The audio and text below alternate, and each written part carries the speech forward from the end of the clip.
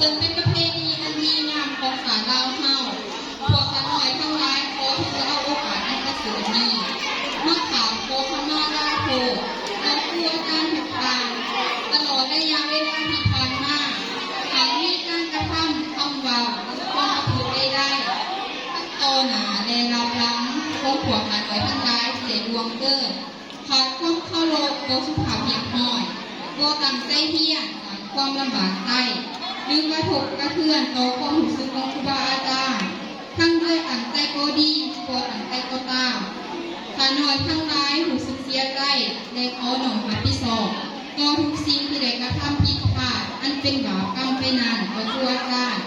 ในมื้อนี้พวกหลานทุกคนจึงมีน้ำอกน้ำหอมอันบริสุทธิ์โดยเจตนาที่ดำลึกในทุกคุณของอาจารย์หมดทุกคนขอให้ครูอาจารย์ทุกคนจงยกโทษและอโหสิกรรมให้พวกหลานด้วยเถิดพวกหลานขออวยพรให้ครูอาจารย์ทุกคนมีแต่ความสุขกายสบายใจปราศจากโรคภัยไข้เจ็บสิ่งใดที่ประเสริฐขอให้เกิดแก่อาจารย์หมดทุกคน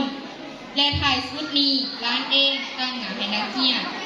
ทุกคนพร้อมหมอบบทก้อนเพื่ออวยพรใส่มายังครูอาจารย์ทุกทาง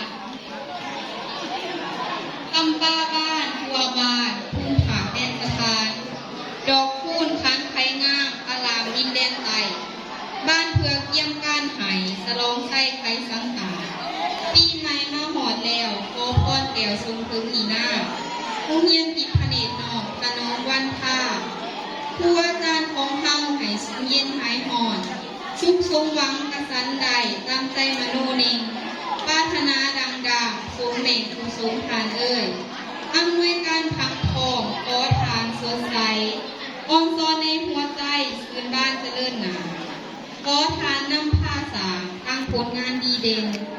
บาปยาเทนเวทยาตองของเต่ายุงกระเสริม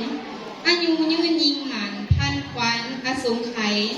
วันนาไซสวยงามตำแหน่งสูงทรงดา